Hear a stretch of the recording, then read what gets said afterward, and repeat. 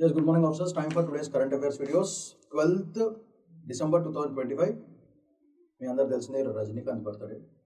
Super. So, as I said, we have to cover from 3 major newspapers. Hindu, Indian Express, మూడు cover చేస్తాము. So, let's look at all the topics for today.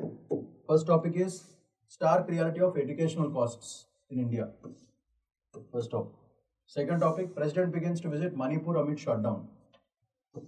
Second topic, GS 123 papers కూడా mention చేశాను, check చేసుకోండి. Next, work closely to spur crude oil source diversification, important topic, energy sector గురించి. Next, Mexico's 2024 tariffs could still hurt India's auto exports. Fourth topic. And next, 3-judge bench to hear plea on online gaming law. Fifth important topic. ఇక్కడ వరకు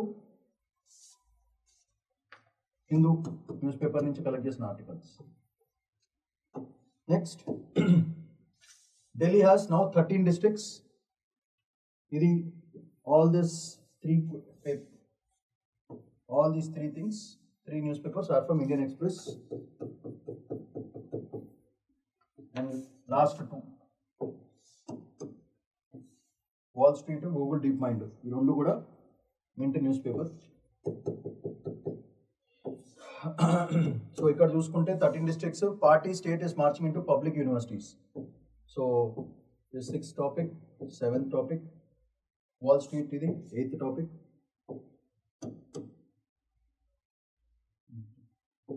9th topic, 10th topic.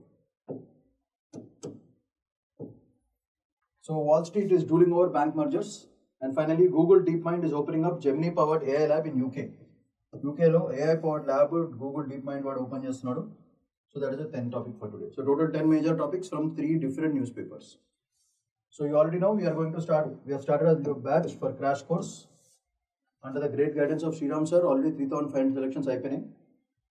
So దీంట్లో మేము offer చేస్తాం 100 days of classes, special focus on previous year questions ఇస్తాం. 50 prelims tests, recorded class will also be provided. Complete CSAT and GS coverage, 1-to-1 personal mentorship, prelims revision booklets, 18 months current affairs classes, prelims acts with UPSC toppers. Online courses 9,999, offline courses 14,999. These are all our toppers. If you want to be the next, join us very soon. Use the code Sriram for best discount, and these are all the products we are going to provide to you. అది కాకుండా if you have any doubts ఏమైనా ఉంటే 8121191985 call చేయండి, అయితే www.sriramsayas.com call చేయండి. So first, let's look at the stark reality of education costs in India. Very important topic. Education system, pillal bhavishyattu. Therefore, it is very, very important. First, మీకు తెలిసిందే మనం అర్థం చేసుకోవాల్సింది కాంటెక్స్ట్ కొంచెం. Context is పాలసీలు ఏం చెప్తున్నారు వర్సెస్ యాక్చువల్ రియాలిటీ. పాలసీ ఏం చెప్తుంది, రియాలిటీ ఏం చెప్తుంది. సో ఆఫ్ కోర్స్ ఈ టాపిక్లో ఫస్ట్ మనము కాన్స్టిట్యూషన్గా ఆర్టికల్ 21A గురించి, రైట్ టు ఎడ్యుకేషన్. ఇది వెరీ ఇంపార్టెంట్. ఇది ఖచ్చితంగా మీ ఆన్సర్లో మెన్షన్ చేయాల్సిన first point. So especially for 6 to 15 years old. అది కాకుండా ఆర్టీ యాక్ట్ 2009 మెన్షన్ చేయాలి, అండ్ న్యూ ఎడ్యుకేషన్ పాలసీ 2020 కూడా మెన్షన్ చేయాలి. ఈ మూడు ఖచ్చితంగా మీరు మీ ఆన్సర్లో మెన్షన్ చేయాల్సిన మేజర్ పాయింట్స్. సో మీకు తెలిసిందే this is for 6 to 14 years, ఇదేమో 3 to 18 years వాళ్ళందరూ కూడా all these provisions must be provided అని క్లియర్గా చెప్పొచ్చు. మనం స్టాటిస్టిక్స్ చూసుకుంటే గవర్నమెంట్లో అరౌండ్ 51% ఉంది, ప్రైవేట్లో 31% ఉంది. ఇది మేజర్గా మనం చూసుకోవాల్సిన కన్స్ట్రెంట్స్. సో ఇది కాకుండా urban private is around 31% and rural private 31%, అదేమో 24% ఉంది బేసికల్గా. అర్బన్ ప్రైవేట్లో 51% అండ్ రూరల్ ప్రైవేట్లో 24%. ఇవి మేజర్ స్టాటిస్టిక్స్, మనం ఆన్సర్లో మెన్షన్ చేయాల్సిన మేజర్ స్టాటిస్టిక్స్ ఇవి. So this clearly shows that urban private is dominating the whole show. The statistic shows that urban private is dominating the whole show. So ఇది మనం స్టాటిస్టిక్స్లో mention చేయాల్సిన major points మన ఆన్సర్లో, అది first point. So ఇప్పుడు మనం government స్కూల్స్లో school fees ఎట్లా ఉంది, ఫీ స్ట్రక్చర్స్. గవర్నమెంట్లో 800 నుంచి 4000 వరకు, 800 నుంచి 4K వరకు ఉంది. ప్రైవేట్ స్కూలింగ్స్లో 7000 to 10,000 ఉంది. ఇది మనం ఫీ స్ట్రక్చర్స్ గురించి మాట్లాడుకున్న మేజర్ పాయింట్. ఇది ఒక పాయింట్ ఖచ్చితంగా మెన్షన్ చేయాలి మన ఆన్సర్లో. ఓకే, సో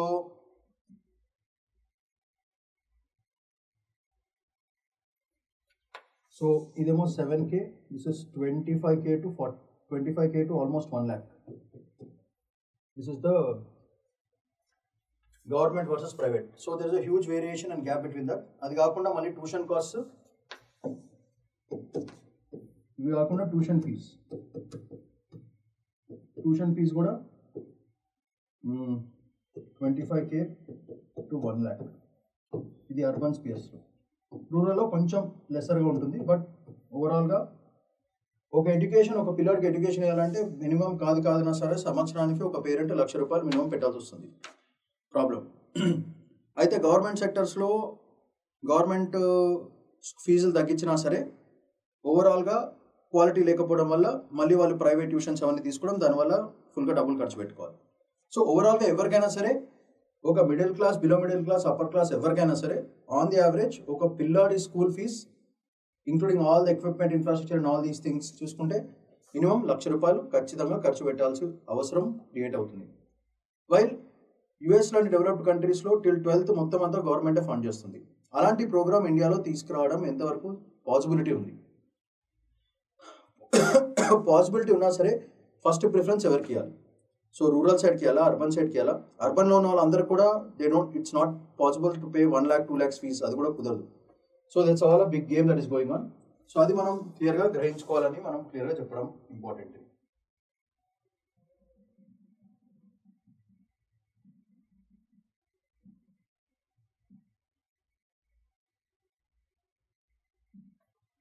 సో దీనివల్ల ఇంపాక్ట్స్ ఏంటి? What are the impacts of this? Impacts first stress.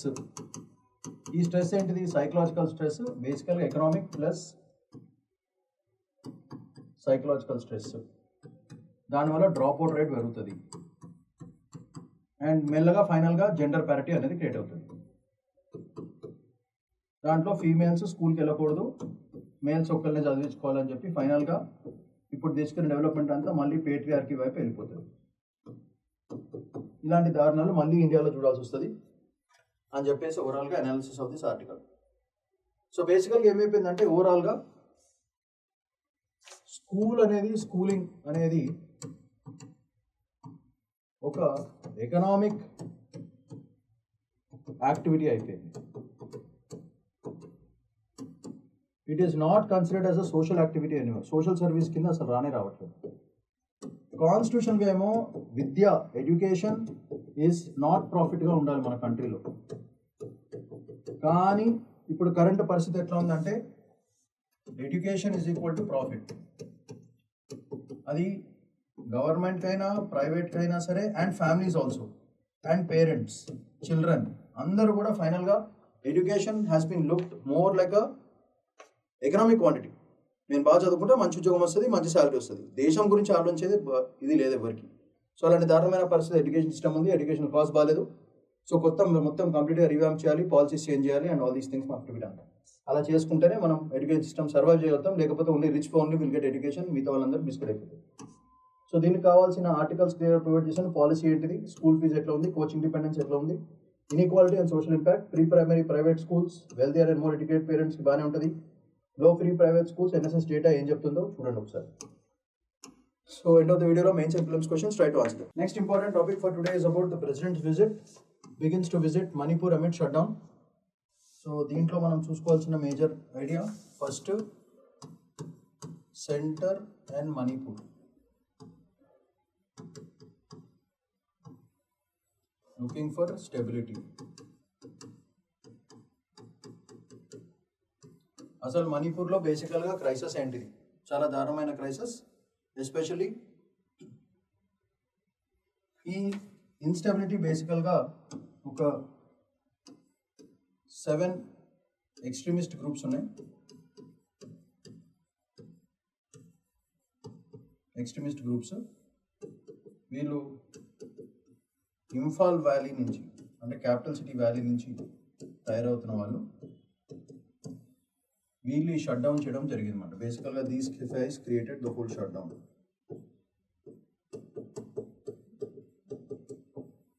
ఈ షట్ డౌన్కి మేజర్ రీజన్ ఈ ఎక్స్ట్రీమ్ గ్రూప్స్ 7 ఇంఫా వ్యాలీస్ నుంచి. బేసికల్గా అక్కడున్న సిచ్యువేషన్లో మార్కెట్ ఈస్ క్లోజ్డ్, ట్రాఫిక్ కూడా అసలు ఏం లేదు. ఇట్లాంటి పరిస్థితుల్లో ప్రెసిడెంట్ విజిట్ చేస్తున్నారు to show that centre is really concerned about it దాంట్లో. సో దాంట్లో ప్రోగ్రామ్స్లో చూసుకుంటే మనకి అక్కడ ఒక సివిల్ రిసెప్షన్ ఒకటి జరుగుతుంది. సో అక్కడ కొంచెం థ్రెట్ ఉంది బేసికల్గా సివిల్ రిసెప్షన్లో. సో అదొకటి చూసుకోవాలి. తర్వాత అసలు మేజర్ రీజన్స్ ఏంటిది బేసికల్గా చూసుకుంటే, all these extremist groups leads to the concept of ethnic tensions. ఎప్పటి నుంచో నడుస్తున్న టెన్షన్స్, అవే టెన్షన్స్ తరతరాలుగా ఈ ఎథనిక్ టెన్షన్స్ వల్లనే మొత్తం ప్రాబ్లమ్స్ అన్ని క్రియేట్ అవుతున్నాయి. అది మనం క్లియర్గా చెప్పచ్చు.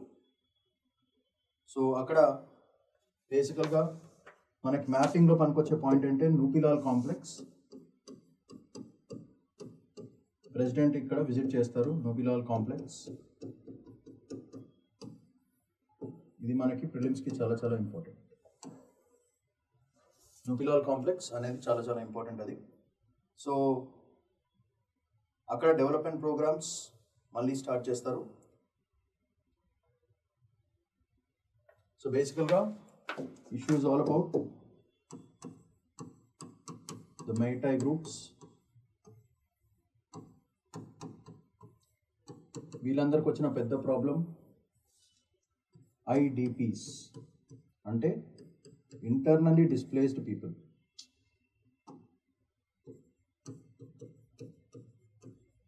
ఇంటర్నల్లీ డిస్ప్లేస్డ్ పీపుల్ అనేది చాలా చాలా ఇంపార్టెంట్ పాయింట్. వీళ్ళకి ఇష్యూస్ ఈ మైటీ గ్రూప్లో. So whole fundamental is for IDPs, that is internally displaced persons or people. So వీళ్ళు కోరుకునేది ఏంటిది అంటే బేసికల్గా what are they asking? They asking for rehabilitation,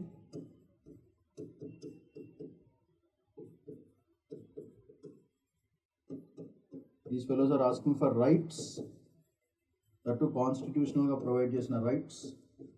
తర్వాత benefits, and of course they are asking for a stable life.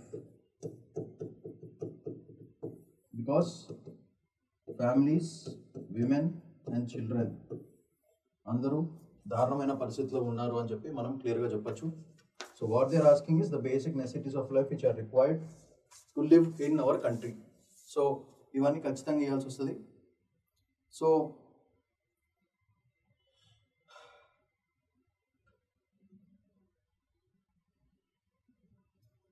So దీంట్లో బాగా బేసికల్గా effect అయ్యే పార్టీస్ ఎవరంటే సివిల్ గ్రూప్స్, అంటే కామన్ జనం. సివిల్ గ్రూప్స్ ఆర్ గెటింగ్, నమ్మకం పోతుంది, ట్రస్ట్ ఫ్యాక్టర్ పోతుంది దీనివల్ల. సో అందుకే అవన్నీ మళ్ళీ రీఅరేంజ్ చేయడానికి ప్రెసిడెంట్ విజిట్ అనేది క్లియర్గా చెప్తుంది. సో ఇవన్నీ జరగాలి అంటే ఆల్రెడీ అక్కడ డెత్స్ చూసుకుంటే ఆల్రెడీ క్లోజ్ టు 300 డెత్స్ అయినాయి ఈ సీజన్లో. So administration should take all the roles to make sure that all these things are provided. So దీనికి కావాల్సిన నిధులు, దీనికి కావాల్సిన పాలసీ, దీనికి కావాల్సిన ఫ్రేమ్వర్క్ అంతా కూడా the government is centre especially is looking for it. Because ఇప్పుడిప్పుడే north east part of the కంట్రీలో డెవలప్మెంట్ స్టార్ట్ అవుతుంది. ఎయిర్ స్టేషన్స్, రైల్వేస్ అన్నీ చేస్తున్నారు. So this becomes a very very important focus point అని మనం క్లియర్గా చెప్పచ్చు. ఓకే, సో దీని పరంగా చూసుకుంటే నోట్స్ ప్రొవైడ్ చేశాను. అసలు బ్యాక్గ్రౌండ్ ఏంటిది, షట్ డౌన్ ఎందుకు వచ్చింది, ఈ ఎక్స్ట్రీమిస్ట్ ఆర్గనైజేషన్స్ ఎట్లా తగ్గించుకోవాలి, minimal vehicular movement, backdrop of ethnic tensions, ఇది పరిస్థితి. అక్కడ పోలో ఎగ్జిబిషన్ ఒకటి జరుగుతుంది, సివిక్ రిసెప్షన్ ఒకటి ఉంటుంది, నూపిలాల్ complex, bordering Nagaland, therefore public gathering and launch development programs. Meetai groups like Kokomi as well as Arambai Tengol highlighted the plight of internet displaced camps. President to ensure constitutional rights, security కావాలని కోరుకోవడం జరిగింది. So end of the video, mains and prelims questions, please try to answer and send it to us. Next important topic for today is about work closely to spur crude oil source diversification. మొత్తం ministry of petroleum and natural gas వాళ్ళు ministry of external affairs strategic points కాబట్టి చాలా చాలా importance ఉంటుంది. So దీని context ఏంటో ఒకసారి చూద్దాం, దీని లాజిక్స్ ఏంటో ఒకసారి చూద్దాం. ఫస్ట్ బేసికల్గా the whole game is about parliamentary committee.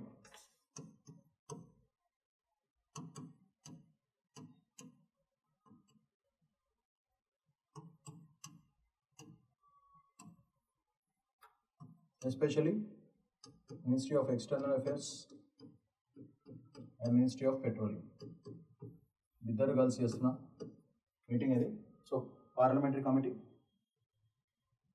బేసికల్గా ఇష్యూ ఏంటంటే Indian PSUs public sector units అబ్రాడ్లో ఉన్నవి, వాళ్ళ ఛాలెంజెస్ని క్లోజ్ చేయాలి అని చెప్పేసి concentration. So game is about PSUs abroad, especially related to crude oil. So దానివల్ల ఒక secure, stable and cost effective ఇవన్నిటిని మెయింటైన్ చేయడానికి వీళ్ళు ఒక స్కీము, ప్లాను తయారు చేసుకున్నారు. అందుకే ఏం చేస్తున్నారంటే బేసికల్గా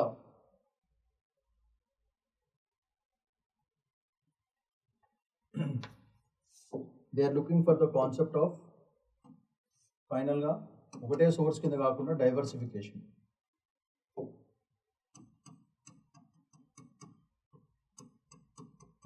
they are planning for diversification of the roots.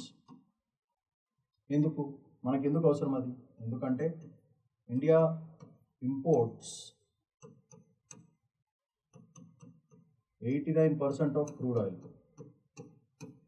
బయటిని తెప్పించుకుంటుంది. సో ఎక్కడైనా సప్లై చైన్ నెట్వర్క్ ఏమైనా దెబ్బ కొట్టిందంటే మొత్తం ఎగిరిపోతుంది, అది ప్రాబ్లం. సో ఇది కాకుండా ఇదేమో high risk,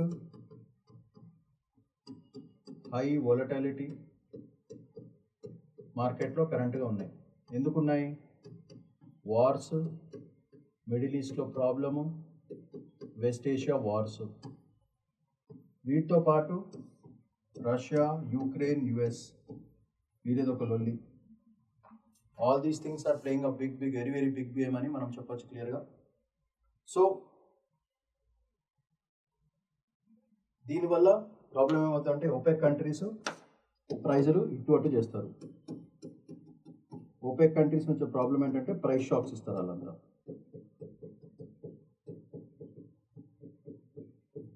they give price shocks to the whole world. ఇలాంటివన్నీ మనం భరించాలి because we are the major importers of crude oil. So ఇది ఎందుకు అసలు బేసికల్గా? ఎందుకంటే ద మేజర్ రీజన్ ఇస్ మన దగ్గర సప్లయర్స్ ఎవరైతే ఇండియాకి సప్లై చేసి ఉన్నారో, సప్లయర్స్ ఆయిల్కి మన దగ్గర ఇండియాకి చాలా తక్కువ ఉన్నారు. ఎస్, అందుకే ఈ ప్రాబ్లమ్స్ అన్ని మనం భరించాల్సి వస్తుంది. అందుకే ప్లాన్ ఏంటి ఇండియాది? India is planning for supplier diversification. అంటే మోర్ నంబర్ ఆఫ్ పార్టీస్. అప్పుడు ఏమవుతుందంటే ఈ సప్లయర్ డైవర్సిఫికేషన్ చేస్తే మనకి ఇచ్చే మనుషులు ఎక్కువ అయినప్పుడు ఏమవుతుందంటే మనం ఆటోమేటిక్గా ఇట్లాంటి ప్రైస్ షాక్స్ని తట్టుకోవచ్చు. అండ్ మోస్ట్ ఇంపార్టెంట్లీ గుర్తుపెట్టుకోవాల్సిన పాయింట్ అంటే మన ఎనర్జీ సెక్యూరిటీ మనమే కాపాడుకోవాలి.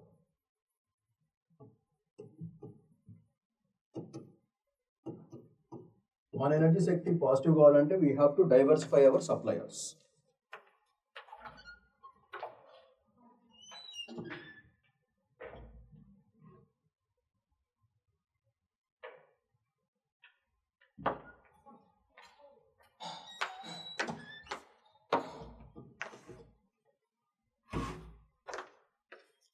So when we diversify our suppliers ఆటోమేటిక్గా ఏమవుతుందంటే ఒక్కరి మీద డిపెండ్ కాకుండా వెరైటీ సప్లై ఉంటుంది.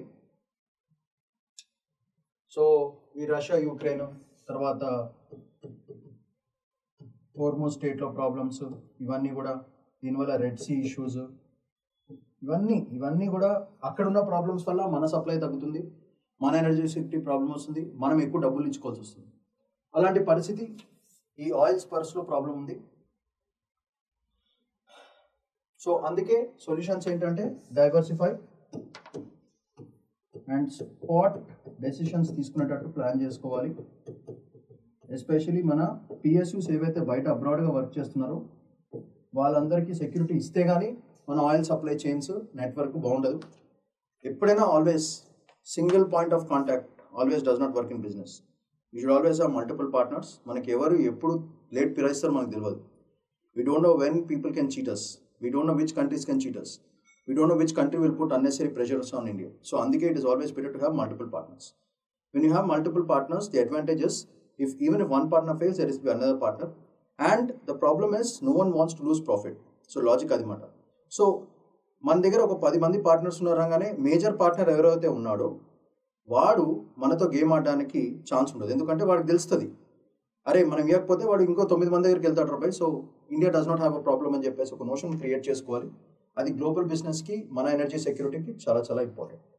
So that is analysis of this article. So దీనికి కావాల్సిన నోట్స్, కమిటీ రికమెండేషన్స్ ఏంటిది?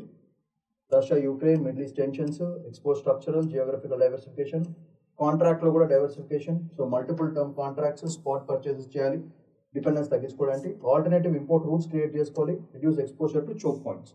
ఎస్పెషల్లీ అక్కడి నుంచి వస్తుంది కాబట్టి, మిడిల్ ఈస్ట్ అక్కడి నుంచి వస్తాయి కాబట్టి అక్కడ చోక్ పాయింట్స్, అక్కడ ఏమైనా ప్రాబ్లం అయితే సప్లై చైన్ మనకు పోతుంది. సో అందుకే ఇవన్నీ చాలా చాలా ఇంపార్టెంట్ అని మనం చెప్పడం జరుగుతుంది. ఎండ్ ఆఫ్ ద వీడియోలో mains and prelims questions answer చేసి పంపించండి. Next important topic for today is about Mexico 24 tariffs could hurt shut down India's auto exports. So ఇది ఒక ఇంపార్టెంట్ ఆర్టికల్. సో దీంట్లో మనం చూసుకోవాల్సింది అంటే ఫస్ట్ ఇండియా మెక్సికో ఇప్పుడు ఏం చెప్తుందంటే ఓవరాల్గా ఇండియాతోనే కాదు, బేసికల్గా ఏం చెప్తుందంటే ఎవరైతే మెక్సికోతో ఫ్రీ ట్రేడ్ అగ్రిమెంట్స్ లేకపోతే వాళ్ళందరికీ ఎనీవేర్ బిట్వీన్ 5 to 50% టారిఫ్స్ వాళ్ళ ఇంపోర్ట్స్ మీద పడతాయి. అంటే బేసికల్గా ఇండియన్ ప్రొడక్ట్స్ కనుక అక్కడికి వెళ్తే వాటి మీద 100 రూపాయల ప్రోడక్ట్ 150 రూపాయలు అవుతుంది, 1000 రూపాయల ప్రోడక్ట్ 1500 అవుతుంది, 1,00,000 రూపాయల ప్రాజెక్టు 1,50,000 అవుతుంది. అలాంటి పరిస్థితి వస్తుంది. So those who don't have FTA లేని వాళ్ళందరికీ కూడా ఇలాంటి పరిస్థితి మెక్సికో డీల్ చేసింది. Mexico is an important global supply chain అన్నమాట. Mexico why it is very important is it is a very good auto పార్ట్స్కి, ఎస్పెషల్లీ ఆటో పార్ట్స్కి దీని గ్లోబల్ సప్లై చైన్ సూపర్గా ఉంటుంది అన్నమాట. సో మెక్సికో నుంచి తక్కువ కాస్ట్కి చాలా చాలా కంట్రీస్కి వెళ్తా ఉంది. గట్టిగా మాట్లాడితే ఇండియా మెక్సికోలో ఇఫ్ యూ అబ్జర్వ్ మనది almost India Mexico especially in auto industry $5 billion worth business జరుగుతుంది. దాంట్లో మనం అర్థం చేసుకుంటే this is equal to 10% of India's global auto trade. Auto parts, spare parts అని. సో ఆటో ట్రేడ్లో 10% ట్రేడ్, 10% మనకి మెక్సికో ఇస్తుంది auto పార్ట్లో. సో ఒక్కసారి కాస్ట్ ఇంప్రూవ్ కాగానే ఏమైపోతుంది, మన ప్రొడక్ట్స్కి వాల్యూ తగ్గిపోతుంది. ఆటో ఇండస్ట్రీ అందరూ కూడా భయంకరంగా బిస్కెట్ అయిపోతుంది. ఆటో అంటే ఆటోమొబైల్స్, కార్స్, గీస్, everything will come in to that picture. So 10% అంటే మనకు వచ్చే 100 రూపీస్లో 10 రూపీస్ ఆటో సెక్టర్లో వచ్చేది బేసికల్గా మెక్సికో నుంచి. 10% అంటే చాలా లక్షల కోట్లు సంబంధించిన విషయం ఇది. అందుకే కొంచెం వరి అవుతుంది. ఎందుకంటే ఇండియాకి మెక్సికోకి ఫ్రీ ట్రేడ్ అగ్రిమెంట్ లేదు. దీనివల్ల automobile industry, auto parts, motorcycle industry ఈ 3 భయంకరంగా ఎఫెక్ట్ అయిపోతాయి, నెగిటివ్కి వెళ్ళిపోతాయి. So it's a very very big market. దాంట్లో చాలామంది జాబ్స్ గిబ్స్ ఉంటాయి. సో అందుకే it is very very important. So why Mexico is very important? బేసికల్గా మనకెందుకు వీళ్ళతో పని? ఈ మెక్సికో ఈజ్ అ గేట్వే అంటే దారి చూపించేది. దిస్ ఈస్ అ దారి for Latin American country market, Latin America plus north America. ఈ రెండిటికి గేట్వే అది. ఇక్కడనే పెద్ద మార్కెట్స్ ఉన్నాయి మన వాటికి. సో ఈ మార్కెట్ యాక్సెస్ మనకి పోతుంది if Mexico is putting stringent access on us అని మనం క్లియర్గా చెప్పొచ్చు. So this is a gateway for the supply chain of the auto market.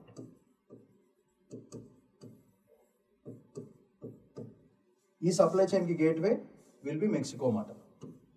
That is the reason why Mexico is very very important for our auto imports. దానివల్ల మన market share తగ్గుతుంది, పోతుంది. So ఇలాంటి దారుణాల్లో మనం ఏం చేసుకోవాలి? తగ్గాలా ఒగ్గాలా అనేది కాన్సెప్ట్. సో అందుకే ఏం చేసుకోవాలంటే ఎఫ్టీఏకి ఆపర్చునిటీస్ ఏమైనా ఉన్నాయా ఫస్ట్ చెక్ చేసుకోవాలి. అట్లా అని చెప్పి వాళ్ళు మనల్ని ఫోర్స్ చేయకూడదు. Therefore we can think of a bilateral agreement instead of an FTA with Mexico. అలాంటిది ఒకటి దారి వెతుక్కోవాలి మన డిప్లొమాట్స్. ఎందుకంటే సో ఇలాంటి ప్రాబ్లమ్స్ ఉన్నప్పుడు మన సప్లై చైన్ నెట్వర్క్ మెక్సికో కాకుండా అదర్స్ చూడాలి. ఎందుకంటే ఇలాంటి డామినేషన్ యూఎస్ వాళ్ళు చేశారు. ఇప్పుడు మెక్సికో ఒక బచ్చా కంట్రీ మనల్ని ఎత్తేస్తుంది అంటే చాలా టూ మచ్గా ఉంది. సో వాళ్ళకి ఇవ్వాల్సింది ఇచ్చుకోవాలి గ్యారంటీగా. సో సప్లై చైన్ నెట్వర్క్ పెంచుకోవాలి. And of course market diversification చేసుకోవాలి. సో ఎప్పుడైతే ఇండియాని పుష్ చేయడానికి ట్రై చేసినప్పుడు మనం ఏం చేయాలంటే వాళ్ళకి దక్క ఇచ్చుకోవాల్సి వస్తుంది. So whenever someone tries to impose or force apply చేసినప్పుడు we should not succumb, we should not say okay bye చేసేద్దాం. నో, కరెక్ట్గా ఇచ్చుకొని మళ్ళీ నెక్స్ట్ టైం మళ్ళీ ఇట్లాంటి టారిఫ్స్ పెట్టకుండా ప్లాన్ చేసుకోవాలి. ఎందుకంటే బిజినెస్ ఇది, వ్యాపారంలో మనకే బెనిఫిట్ ఉండాలి. అలాంటి డైమెన్షన్స్లోనే ఆలోచించుకోవాలి. సో అందుకే వెరీ ఇంపార్టెంట్. సో దీనికి కావాల్సిన నోట్స్, మెక్సికోస్ టారిఫ్ డెసిషన్ ఎందుకు చేశారు, ఏంటిది కథ. సో ఇది కాకుండా మెక్సికో ఎంత 12% EEPC engineering exports promotion council వాళ్ళు కొత్త చేస్తున్నారు. కీ డిమాండ్ ఏంటిది, ఏమేంటిది అనేది క్లియర్గా మెన్షన్ చేశాను. ఎండ్ ఆఫ్ ద వీడియోలో mains and prelims questions. Please try to answer and get back. Next important topic for today is 3-judge bench to hear plea on online gaming law. Very important topic. Scams, games, online gaming అదంతా కూడా క్లియర్గా చేశారు. So దీంట్లో most important మనం గుర్తుపెట్టుకోవాల్సిన major context 3-judge bench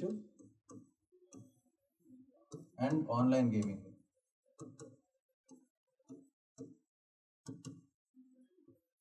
దీంట్లో మనం చూసుకోవాల్సిన మేజర్ ఫ్యాక్టర్స్ అన్నమాట ఆన్లైన్ గేమింగ్. సో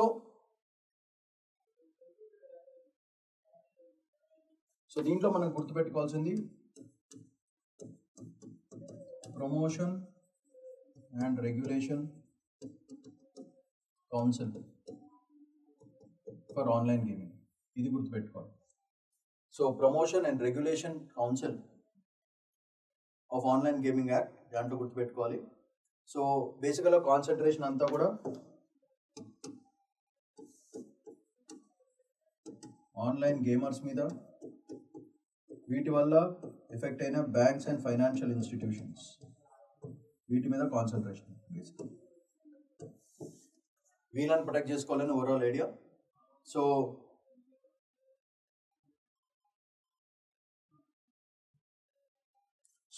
దీంట్లో ప్రాబ్లం ఏంటంటే ఆన్లైన్ గేమింగ్ అనేది జస్ట్ గేమా, లేదా it leads to the concept of betting and gambling. మీకు ఆల్రెడీ తెలిసిందే, కార్డ్స్ ఆడితేనే, పత్తాలు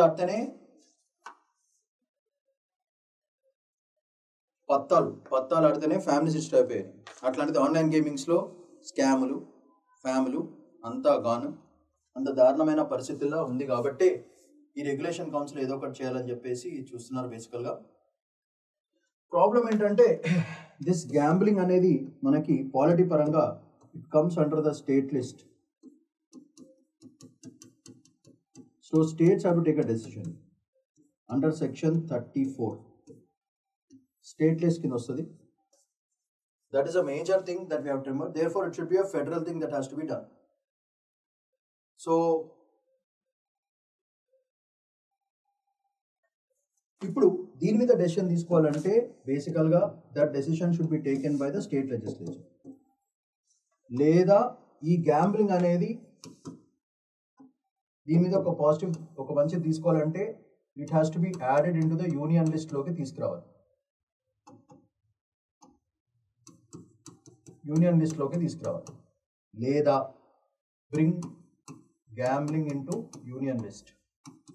అప్పుడు సెంటర్ డెసిషన్ తీసుకోవచ్చు. లేదా what can the centre do? It can use its residual powers.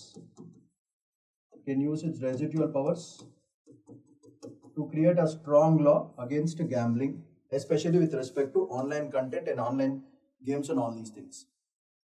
So, problem ఏమవుతుందంటే గ్యాంబ్లింగ్లో ఇష్యూ ఏంటంటే, ఒకప్పుడు తెలంగాణ స్టేట్లో గ్యాంబ్లింగ్ బ్యాన్ చేశారు. సో దానివల్ల ఏమవుతుంది, తెలంగాణ రీజన్లో గ్యాంబ్లింగ్ స్టేట్ చూసుకుంటుంది, బాగానే ఉంటుంది. ఉత్తరప్రదేశ్లో చేస్తున్నారు, పత్తలు ఆడుతున్నారు, లేదా బెట్టింగ్ ఆడుతున్నారు అంటే అక్కడ లాని కంట్రోల్ చేయొచ్చు. కానీ this is digital. So the real problem is digital gaming కాబట్టి దీనికి నో బౌండరీస్. వాడు సర్వర్ ఇక్కడ పెట్టచ్చు, ఎక్కడైనా game. So no boundaries, that is the core issue. Is ఈ స్టేట్ ఆ స్టేట్ కాదు, వాడు ఢిల్లీలో కూర్చుని హైదరాబాద్ మార్కెట్ని కంట్రోల్ చేయొచ్చు. సో దానికి సెట్ బౌండరీస్, లిమిటేషన్స్ లేకపోవడం వల్ల స్టేట్స్ దాని మీద లా చేయడానికి కుదరట్లేదు, సెంటర్ దాని మీద లా చేయడానికి కుదరట్లేదు. ఇప్పుడు నేను హైదరాబాద్లో కూర్చుని కాశ్మీర్లో ఆన్లైన్ గేమింగ్ యాప్ అని నా యాప్ వాడు డౌన్లోడ్ చేసుకుంటాడు, వాడు ఆడతాడు, వాడు డబ్బులు ఖర్చు పెడతాడు. బౌండరీస్ ఎట్లా సెట్ చేస్తారు? That is the big issue. Issue is all about that. Because there are no boundaries, that is creating the whole point.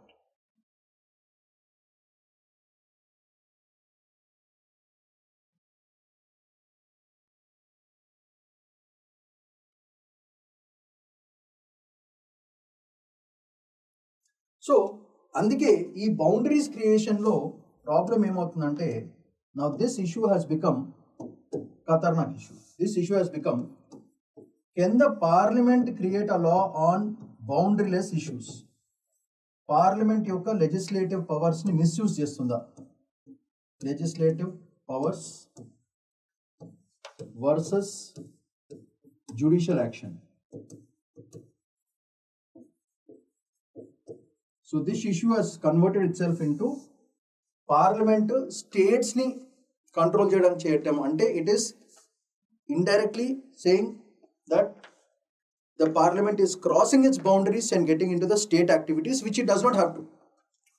దాని గురించే ఈ 3 judge bench అనేది క్రియేట్ చేశారు. ఇది అసలు లీగలా కాదా? So the reason for the 3 judge bench is to check whether parliament has constitutionally violated its powers, ఓవర్గా utilise చేస్తున్న పవర్స్, డామినేషన్ చూపిస్తుందా, అథారిటేరియన్ చూపిస్తుందా on an item which is related to the state list. States చేయాల్సిన పని centre ఎందుకు involve అవుతుంది? Of course problem ఏంటంటే, ఈ ఆన్లైన్ గేమింగ్ అనేది problem is this online gaming, it is majorly used for economic activity. But యాక్చువల్గా దీని ఒక స్కిల్ యాక్టివిటీ కింద కన్వర్ట్ చేయొచ్చు బ్యూటిఫుల్గా అని చెప్పడం జరిగింది. But this is not happening, but this is must happening. So అందుకే చాలా మంది ప్రజలు హర్ట్ అవుతున్నారు. కాబట్టి ఈ ఇష్యూని సీరియస్గా ఎంతవరకు తీసుకోవాలా అనేది ఓవరాల్ ప్రాబ్లం. ఇలాంటి ఇష్యూస్ వల్ల క్రియేట్ అయ్యే పెద్ద డేంజర్ ఏంటంటే, కోర్ ఇష్యూ వల్ల క్రియేట్ అయ్యేది సెంటర్కి స్టేట్కి మధ్యన ఫెడరల్ ఇంబ్యాలెన్స్ క్రియేట్ అవుతుంది. దానివల్ల మళ్ళీ స్టేట్లు సెంటర్ వాళ్ళు గుట్లాడుకుంటారు. Because gaming and online thing is a మస్త్ paisa income thing. So state వాళ్ళు కంట్రోల్ చేయట్లేదంటే స్టేట్ వాళ్ళకి డబ్బులు వస్తున్నట్టు. ఒక్కసారి సెంటర్ లా క్రియేట్ చేస్తే ఏమైంది, ఆ డబ్బులు వాళ్ళకి వెళ్ళిపోతాయి. సో అందుకే స్టేట్స్ ఇష్టపడరు. అందుకే 3 judge bench, ఇది major point. So residual powers and article 248 వాడుకోవచ్చు, లేదా బెట్టింగ్ గ్యాంబ్లింగ్ తీసుకొని యూనియన్ లిస్ట్లో పడవచ్చు. దానికి మళ్ళీ పార్లమెంటు లా తీసుకురావాలి, స్టేట్స్ అందరూ ఒప్పుకోవాలి, అదొక పెద్ద ఇష్యూ అయిపోతుంది. So that is a whole point. So background of the case mention చేశాను. చీఫ్ జస్టిస్ ఆఫ్ ఇండియా చెప్పారు, purpose determined if parliament exceeded legislative competence, judgment will set precedent for future digital economy మీద ఏమైనా తీసుకోవాలంటే problem అవుతుంది. Online gaming industry is huge, అది borders cross చేస్తుంది, national international లెవెల్కి వెళ్తుంది. States argue nature of activity, gambling అనేది మా డొమైన్, మీరు కథలు ఉండదని చెప్తున్నారు. Centre accuse digital transaction, cyber security, online consumer protection, ఇదంతా కూడా నేషనల్ డొమైన్ కింద వస్తుంది, స్టేట్ డొమైన్ కింద రాదు అని చెప్పేసి సెంటర్ స్టేట్స్కి ఇచ్చి పడేస్తుంది. సో అందుకే ఇద్దరు స్టేట్ ఇచ్చి పడేస్తుంది, సెంటర్ ఇచ్చి పడేస్తుంది, ఇచ్చి పడేసుకుంటున్నారు. అందుకే 3 జడ్జ్ బెంచ్ వచ్చి dudes you're all relax, I will take the decision అని చెప్పేసి బెంచ్లో వచ్చాయి. That is a whole game. So end of the video, mains and prelims questions answer. Next important article, ఢిల్లీలో కొత్త డిస్ట్రిక్ట్స్ వచ్చాయి, అది very important. Ease of living focus, Delhi now has 13 districts in major revamp. ఇది map, new districts. ఇక్కడ central north అని ఒకటి కొత్తది create చేశారు. దిస్ పార్ట్ ఇది సెంట్రల్ నార్త్. అలానే ఓల్డ్ ఢిల్లీ, ఈ పార్ట్ ఓల్డ్ ఢిల్లీ, ఈ 2 క్రాట్స్ క్రియేట్ చేశారు. సో దీని మీద notes important, state limitations, electoral polls అన్ని కూడా ఇంపార్టెంట్. సో బేసికల్గా దీంట్లో 11 నుంచి 13 అయినాయి. New districts are central north ఒకటి, ఓల్డ్ ఢిల్లీ ఒకటి. ఇది ఎవరు అప్రూవ్ చేయాలి? ఇలాంటి తీసుకురావాలంటే పాలిటీ పరంగా who has the right? Delhi మీకు తెలిసిందే, it is governed by lieutenant governor under the powers delegated through the Delhi administration act 1966. సో ఇది scope of prelims question. Revenue department ఏం చేసిందంటే, it redrew the boundaries, draw చేసిన department revenue department. Sub division చేశారు, restructuring underway. ఎందుకు ఇదంతా? Density population, high population density created administrative workload.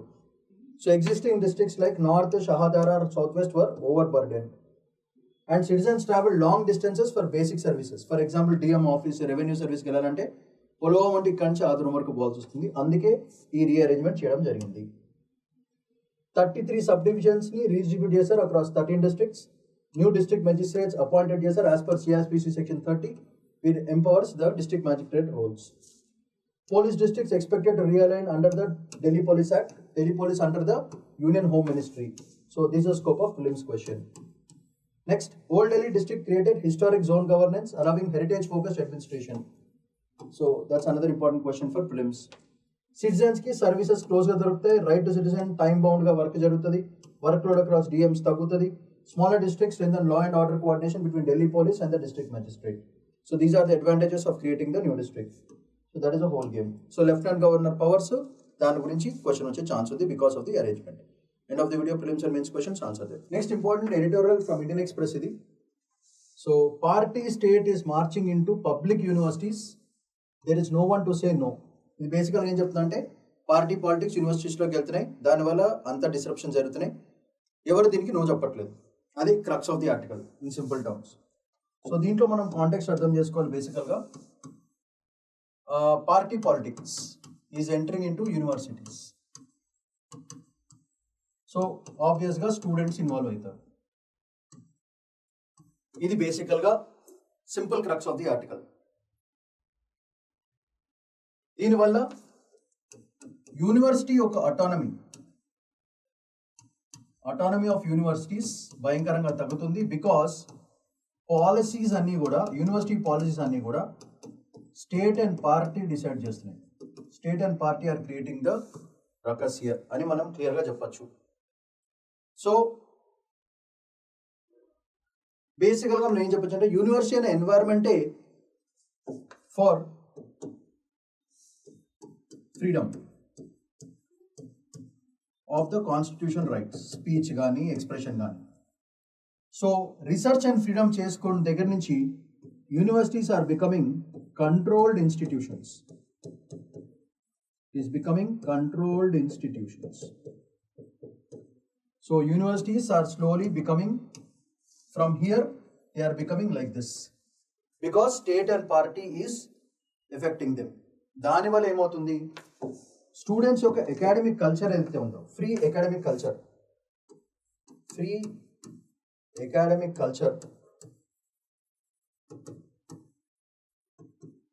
is becoming controlled academic culture. Free academic culture ఏదైతే ఉందో universities కి, it is becoming a controlled academic culture. ఆఖరికి ఏమంటారంటే ఆర్టికల్లో, vice chancellor appointments దగ్గర నుంచి అడ్మినిస్ట్రేషన్ ఆఫ్ యూనివర్సిటీస్ అపాయింట్మెంట్స్ వరకు, ఈ అపాయింట్మెంట్స్ అన్నీ కూడా the state and party are deciding, because యూనివర్సిటీస్లో ఉన్న వాళ్ళందరూ కూడా మేజర్స్.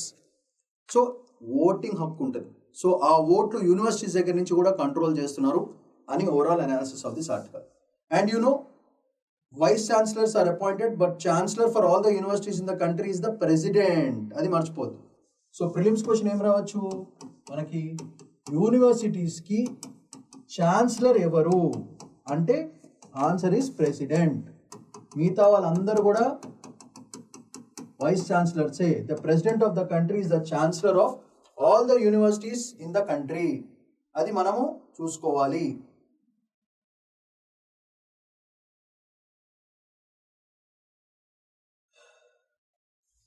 సో దీనివల్ల ఏమవుతుందంటే బేసికల్గా యూనివర్సిటీస్లో ఉన్న బ్యూటీ ఏంటిది, బేసికల్గా ఈ యూనివర్సిటీస్లో ఉన్న బ్యూటీ ఏంటిది, free debate, free expression, thoughts, ఇవన్నీ కూడా మెల్లగా కంట్రోల్డ్ అయిపోతాయి. ఏదైతే universities is the real course of democracy ఏదైతే ఉందో, డెమోక్రసీ అనే దానికి best places is universities. Because యూనివర్సిటీస్లో there is a chance of being talking openly, expression of ideas, thoughts, అన్నిటిని చేసుకోవచ్చు. ఒక్కసారి అది స్టేట్ కంట్రోల్ అయిపోతే ఏమవుతుందంటే students will lose that pulse and students will why should I do it అని ఒక నోషన్లోకి వెళ్ళిపోయి చేయరు. ఆ స్టూడెంట్లో ఆ యంగ్ టైంలో ఉన్న thought process will run the country for the future. ఎప్పుడైతే the oldies are trying to control the youngies they will think why should I do it man అని ఒక నోషన్లోకి వెళ్తే అప్పుడు బ్రెయిన్ డ్రైన్ అయిపోతుంది. యూనివర్సిటీస్ ఒక కల్చర్, దాని ఎసెన్స్ అంతా కూడా దొబ్బేస్తుంది. అది major problem.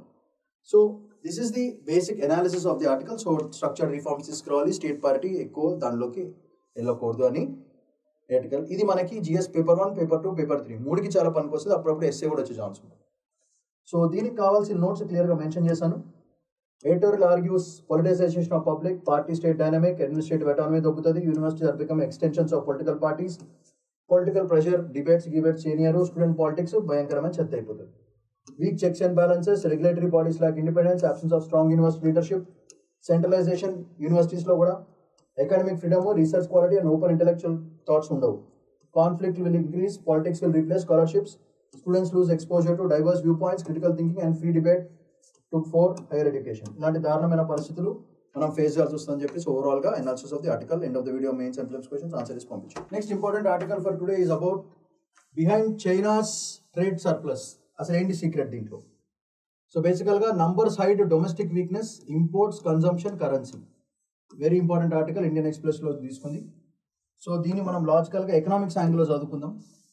First, China $1 trillion surplus చూపిస్తుంది. అంటే ఏంటి? What does this indicate? అంటే exports are must greater than imports అని చైనా ఈస్ టెలింగ్ ద వరల్డ్కి ఇది చెప్తుంది స్టేట్మెంట్. మా ఎక్స్పోర్ట్స్ ఇంపోర్ట్స్ కంటే మస్తు ఎక్కువ అని చెప్తుంది. కానీ దీంట్లో ఉన్న రెడ్ సిగ్నల్ అండ్ డేంజర్ ఏంటంటే బేసికల్గా there are a lot of internal imbalances కూడా చూపిస్తుంది. Best imbalance that we can show is, చైనాలో ఉన్న దరిద్రం ఏంటంటే China has weakest domestic demand.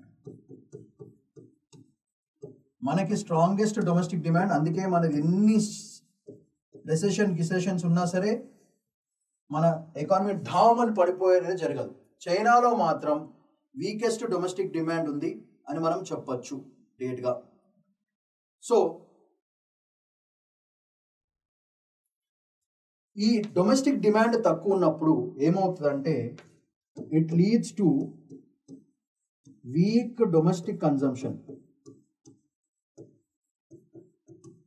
So వాడే వాళ్ళు తక్కువ అయిపోతారు చైనాలో. It leads to the problem of week domestic consumption.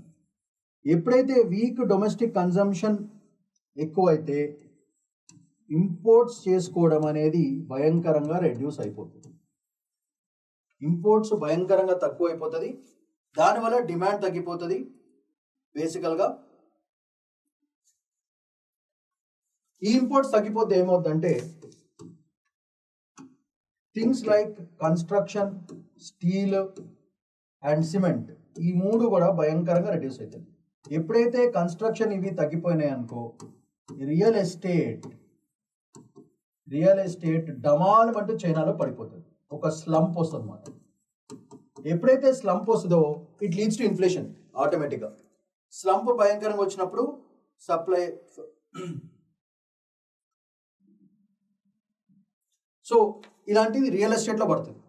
Okay, అయితే ఇప్పుడు చైనాకున్న పాజిటివ్స్ ఏంటిది? బేసికల్గా వాళ్ళకున్న ఏకైక ఖతర్నాక్ point is EVs, semiconductors, chip manufacturing and కొన్ని డిజిటల్ టెక్నాలజీస్. ఇవి భయంకరంగా ఊపులో ఉన్నాయి. సో దాని ఎక్స్పోర్ట్ స్ట్రెంత్ అప్పుడే పడదు, బికాస్ సప్లై చైన్ నెట్వర్క్ దాని ఉంది. సో అందుకే ఎప్పుడైతే వీళ్ళ డొమెస్టిక్ డిమాండ్ భయంకరంగా తగ్గిపోతుందో అప్పుడు ఎవరైతే సప్లయర్స్ ఉన్నారో వాళ్ళు డైవర్సిఫై చేసుకోవడం మొదలెడతారు. ఎప్పుడైతే డైవర్సిఫై సప్లయర్ బేస్ మారిపోయిందో చైనా మీద డిపెండెన్స్ తగ్గిపోతుంది. This will lead to China dependence reducing not just in one network but in the whole supply chain. Supply చైన్లో మొత్తం కూడా చైనా నుంచి దూరంగా వెళ్ళిపోయే ఛాన్స్ ఉంటుంది because of low domestic demand.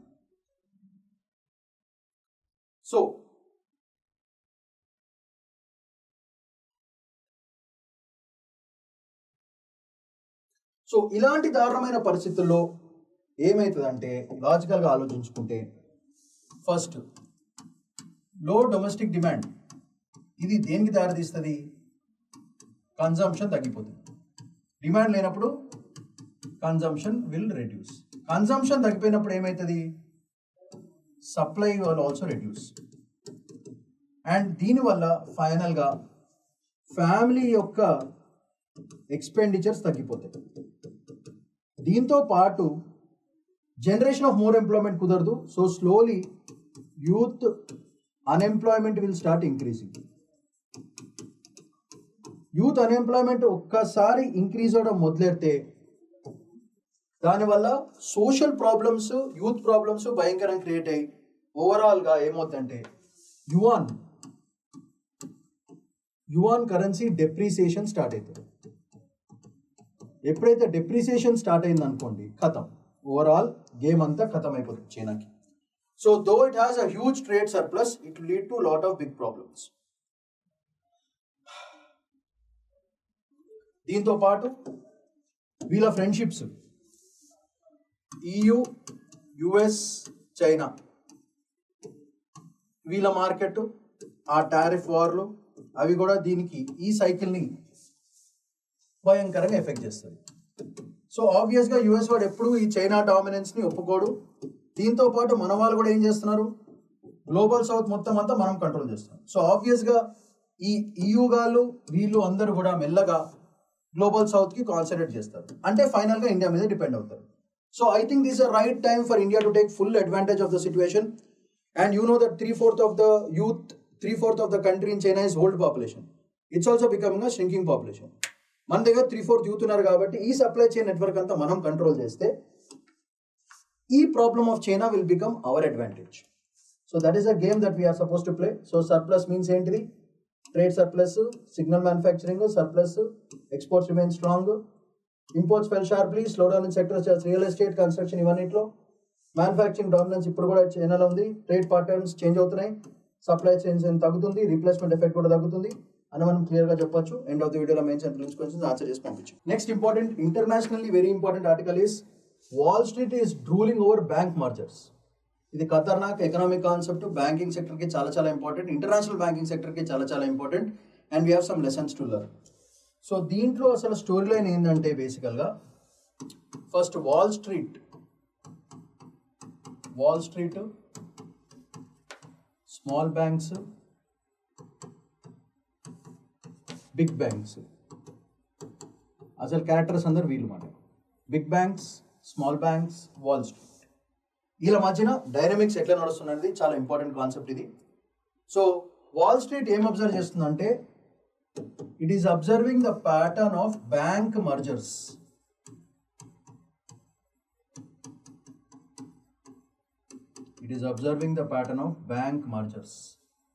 ఈ బ్యాంక్ మర్జర్స్లో ప్రాబ్లం ఏంటంటే బ్యాంక్ మర్జర్స్లో big banks are buying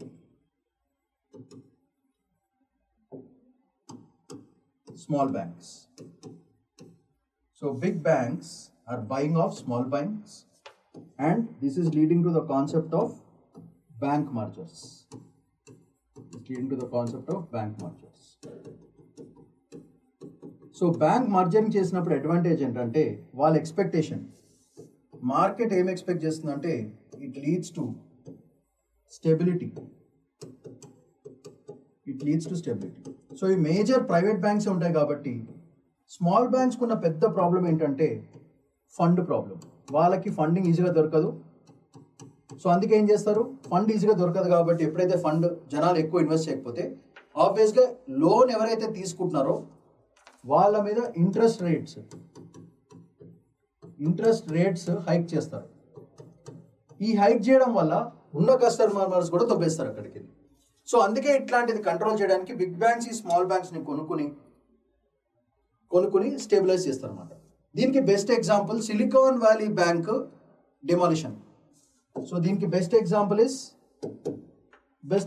is Silicon Valley Bank, SVB,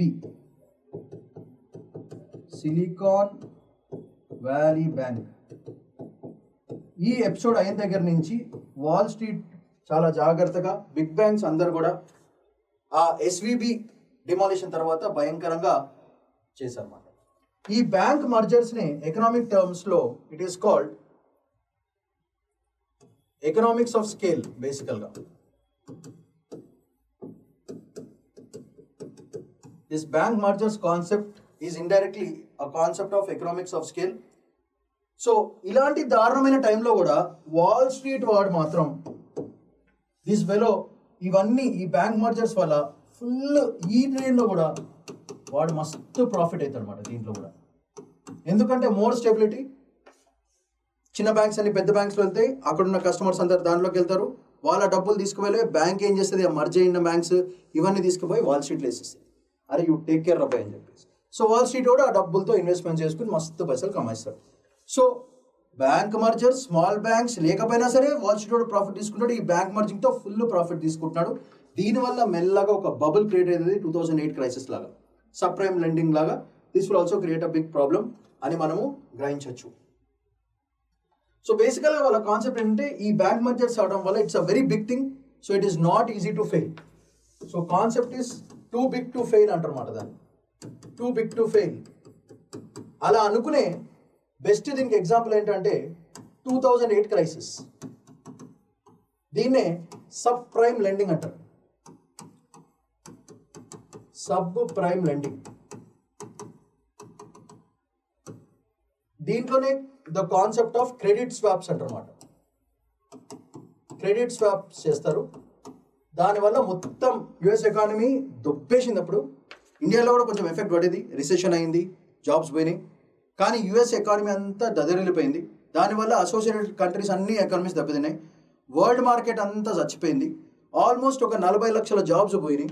అట్లాంటి దారుణమైన పరిస్థితులు happen in 2008. That is called sub prime crisis lending. Housing mortgages దాని మీద యుఎస్లో జరిగింది. సో ఇలాంటి దారుణం మళ్ళీ ఈ వాల్ స్ట్రీట్ బ్యాంక్ మర్జర్స్ వల్ల జరగచ్చు అని చెప్పచ్చు మాట. ఇలాంటిది ఓన్లీ యుఎస్లోనే జరుగుతుందా? కాదు. మీరు చూసుకుంటే these kind of merging activities are taking place both in EU and Asia. So we can expect a world bubble because of this. ఒక వరల్డ్ ఎకనామిక్ బబుల్ క్రియేట్ అయ్యే ఛాన్స్ ఉంది. ఎప్పుడైతే బబుల్ బర్స్ట్ అయింది అనుకోండి, అంతే సంగతులు. వరల్డ్ ఎకానమీ అంతా కూడా బయలుగమ్ముతాయి, అందరికీ దుబ్బేస్తుంది, బ్రెయిన్ ఫట్టుమంటుంది, ఎకానమీస్ డిస్ట్రాయ్ అవుతాయి. ఫైనల్గా ఎఫెక్ట్ అయ్యేది పోర్ పీపులే, పోర్ కంట్రీస్, పోర్ పీపుల్. అలాంటి దారుణమైన పరిస్థితి ఎక్స్పెక్ట్ ఫ్యూచర్లో అవ్వచ్చు, ఇప్పుడు జరగదు. కానీ concentration is on the bank mergers and the profitability of Wall Street. So దీంట్లో ఏషియాలో, ఇండియాలో ఉంది కాబట్టి ఇలాంటి దారుణాలు, ఇండియాలో కూడా బ్యాంక్ మర్జింగ్ జరుగుతున్నాయి కాబట్టి కొంచెం మనం జాగ్రత్తగా ఉండాలి. దీనికి కావాల్సిన నోట్స్ క్లియర్గా మెన్షన్ చేశాను. వాల్ స్ట్రీట్ ఏమనుకుంటుంది, తర్వాత smaller regional, more stability plus more profits అనుకుంటున్నారు. Hurt small banks, rising borrowing cost, compliance burden, capital problem, liquidity problem, trust problem, acquisition problem, lower cost per customer, mergers వస్తాయి. దానివల్ల customers will be interested, stability మాట. Large M&A fees ఉంటుంది. Acquiring banks gain market consolidation, lift stocks prices పెంచుతారు. New regions and digital marketing పెరుగుతుంది. Too big to fail అనే కాన్సెప్ట్లో work అవుతాయి. కానీ సిస్టమిక్ ఫ్రెజిలిటీ ఉంటుంది. స్మాల్ కమ్యూనిటీ బ్యాంక్స్కి భయంకరంగా బిస్కెట్ అవుతుంది, fee and declining personalise banking భయంకరంగా తగ్గుతుంది. సో ఇలాంటి దారుణమైన పరిస్థితులు చూడాల్సి వస్తుంది. End of the video mains and prelims questions answer చేసి పంపించండి. నెక్స్ట్ ఇంపార్టెంట్ ఆర్టికల్ ఎస్ఎన్టీకి చాలా important. Google DeepMind is opening a Gemini lab, Gemini powered AI lab in UK to discover new materials. ఇది మనకి science and టెక్నాలజీకి సూపర్గా important and future కూడా చాలా చాలా ఇంపార్టెంట్. సో దీన్ని మనం అనలైజ్ చేద్దాం. వీళ్ళు ల్యాబ్లు ఎందుకు స్టార్ట్ చేస్తున్నారు ఏంటిది అనేది ఫస్ట్. సో బేసికల్గా డీప్ మైండ్ వాళ్ళు కంపెనీ, అది deep mind plus UK government, వీళ్ళిద్దరు కలిసి ఏం చేస్తున్నారు, వాళ్ళిద్దరు కలిసి బేసికల్గా ఒక Gemini powered AI lab create చేస్తున్నారు.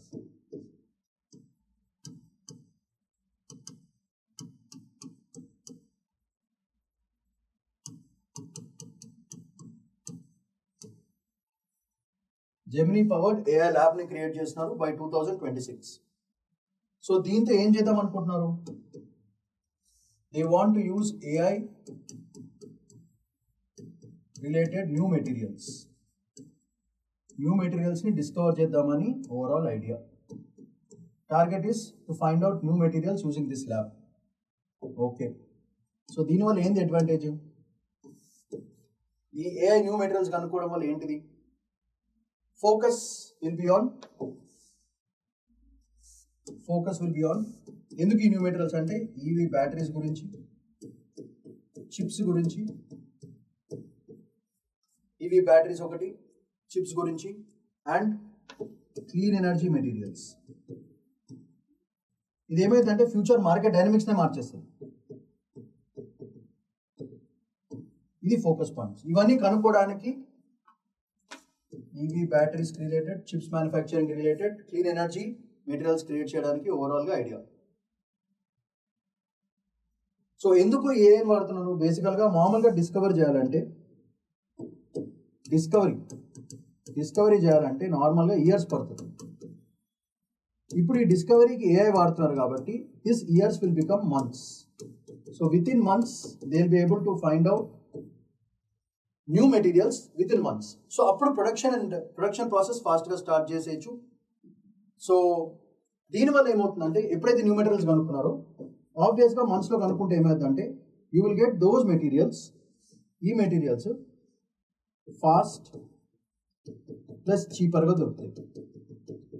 సో మార్కెట్కి వెళ్ళే ముందే వీళ్ళు కొనేసుకుంటారు, సో చీప్గా కొనేసుకుంటారు, తర్వాత ప్రపంచానికి కాస్ట్లీగా అమ్మేస్తారు. అది వాళ్ళ టార్గెట్. బేసికల్గా ఫాస్ట్ అండ్ చీపర్గా వాళ్ళు కొనుక్కుంటారు. అండ్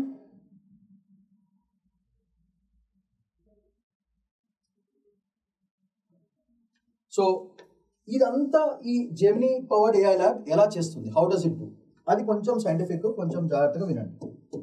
సో ఈ జెమినీ పవర్డ్ ఏఐ ల్యాబ్ ఏదైతే ఉందో దీంట్లో ఏమవుతుందంటే first this Gemini powered AI lab first ఏం చేస్తుందంటే స్క్రీన్ చేస్తుంది. So screening process will be done by this AI. దానివల్ల బెస్ట్ క్యాండిడేట్స్ మనకి సెలెక్ట్ చేసుకుంటాం. That is the first advantage because of this AI screening. Next robotics వాడి artificial ప్రొడక్ట్స్ని synthesise చేస్తారు, దాన్ని మళ్ళీ టెస్టింగ్, ఇదంతా కూడా ఏఐ ల్యాబ్స్లో చేస్తారన్నమాట బేసికల్గా. సో సింథటిక్ ప్రొడక్ట్స్ని తయారు చేసి వాటిని టెస్ట్ చేస్తారు. దానివల్ల ఏమవుతుందంటే బేసికల్గా ఈ టెస్టింగ్ తర్వాత మెల్లగా వీటిని మానిటర్ చేస్తారు for production. Monitor, then result, then they will start original production. అంటే this leads to a new manufacturing industry using AI and then the final product comes out. ఈ ప్రోడక్ట్ని మార్కెట్లో రిలీజ్ చేస్తారు.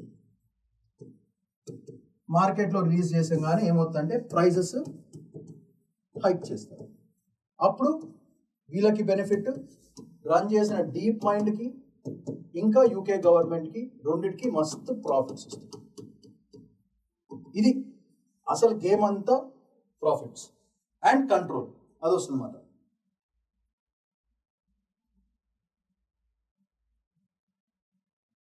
సో ఇలాంటి ప్రోగ్రామ్ స్టార్ట్ చేయడం వల్ల UK benefit అవుతుంది. అప్పుడు ఇండియా పరిస్థితి ఏంటి? సో ఇది కనుక సక్సెస్ఫుల్ అయిపోతే మెల్లగా ఏమవుతుందంటే యూకే ఫుల్గా హిట్ అవుతుంది మంచిగా. ఈ ప్రాసెస్లో మన భారతదేశం India if it is not working on AI labs మీద వర్క్ చేయకపోతే India will land up as only a consumer but not a producer. ఎప్పుడైతే మనం కన్జ్యూమర్ అయిపోయామో మన కాస్ట్ పెరుగుతాయి, మన dependence on those countries will increase and that will be a big shock to our future. అందుకే మనం కూడా తొందరగా ఈ DeepMind Gemini based labs మనం కూడా ఇండియాలో స్టార్ట్ చేసి యూత్ని దాంట్లో పంపించి మనం కూడా కొత్త ప్రొడక్ట్స్ క్రియేట్ చేసుకుంటే మనకు ఒక పెద్ద మార్కెట్ ఫ్యూచర్కి సరిపోతుందని చెప్పేసి analysis of the article impacts on India. So ఇది మ్యాటర్. సో దీనికి కావాల్సిన మెటీరియల్ ప్రొవైడ్ చేశాను. ఏమేంటిది? String material, combines AI, robotics, high performance computing, chemical structures, selects best candidates, robot synthesis and test metal automatically ఇవన్నీ కూడా చేస్తుంది. So boost leadership, UK positioning, deep and expand collaboration, advanced data sets create అవుతాయి. Make in India and chip mission మనం advantage తీసుకోవాలి. If Indian R&D is working on this kind of batteries. So ఈ వీటితో మనం collaborate అయ్యి మనం కూడా Indian labs create చేసుకోవాలి. Indian AI labs will be the future. Future అంతా దీని మీద ఉంది కాబట్టి మన యూత్కి ఇప్పటి నుంచే రెడీ చేసుకుంటే మనం make in India chip mission కూడా మనం కూడా బెనిఫిట్ అవ్వచ్చు అని overall idea. So now it's time for prelims as well as mains questions. ఈ కూడా ప్రొవైడ్ చేశాను. Let's look at it. Most contributors for rising private entities. Next displace person మీద question, internal displacement person. Crude oil sources most closely associated with strategic objective. Diversification మీద question. Mexico దాని tariff war India's auto ఎక్స్పోర్ట్స్కి ఎట్లా effect చేస్తుంది. Entry 34 of state list దేనికి సంబంధించింది. Power to create and alter districts ఎవరి చేతిలో ఉంది. Essential for maintaining autonomy of public universities దాని మీద question. Next China's large trade surplus in 2025 ఎందుకు, దాని ఎఫెక్ట్స్ ఏంటిది. టూ బిగ్ టు ఫెయిల్ అనే concept with respect to merger of banks and AI driven material వల్ల ఇన్నోవేషన్ ప్రైమరీ ఎట్లా అవుతుంది అనేది క్వశ్చన్. దీనికి కావాల్సిన కీ ఇక్కడ ప్రొవైడ్ చేశాను. Now let's look at the mains questions. First, India's education cost surge is reflection of deeper structural inequalities rather than market choice. దీన్ని discuss చేయమంటున్నారు with reference to the enrolment patterns, private coaching dependence and public school outcomes. So వీటి మీద work చేయాలి, discuss చేయమన్నారు using these two quantities. And education cost surge ఎట్లా అవుతుంది first question. Second question, examine చేయమంటున్నాడు how high level political visits influence conflict return administrative environments. Use the case of Manipur's ongoing issue, దాన్ని examine చేయమంటున్నారు. Next, India's energy security challenge is not quantity but of quality. Crude oil strategic implementation. So దాని గురించి strategy అడుగుతున్నాడు, వీటిని analyse చేయమంటున్నారు in these directions. Next, evaluate చేయమంటున్నారు the vulnerability of India's auto export system especially Mexico tariffs మీద, దాని trade response దాన్ని evaluate చేయమంటున్నాడు using Mexico as an example. Next, discuss the constitutional challenge of regulating online gaming, digital nature and federal competition discuss చేయమంటున్నాడు with examples. Explain చేయమంటున్నాడు how the district reorganisation politicisation use Delhi 2025 as a case study. So దీన్ని explain చేయమంటున్నారు. Next, Indian public universities వాటిని critical analyse చేయమంటున్నారు with state party influence into the universities. How does sustained trade surplus mask deeper structural weakness in economy? Analyze this with China as an example in 2025 surplus. Assess antunadu how the consolidation of banking sector increase systematic vulnerability and enhance stability etla chestundani adugutunnaru. Economic question. Analyze how AI powered scientific discovery can reshape global technology hierarchies. What are the opportunities and strategic risks for India? అనేది క్వశ్చన్ని analyse చేయమంటున్నాడు. So you have to give a lot of examples for this. End of the video అయిపోయింది. మీరు answer these questions send it to us. Whole Sriram IAS Hyderabad team is ready to help you out. మా help తీసుకోండి, సక్సెస్ఫుల్గా ఉంది. So that's all for today. Shaman Paidikonda signing off. Bye.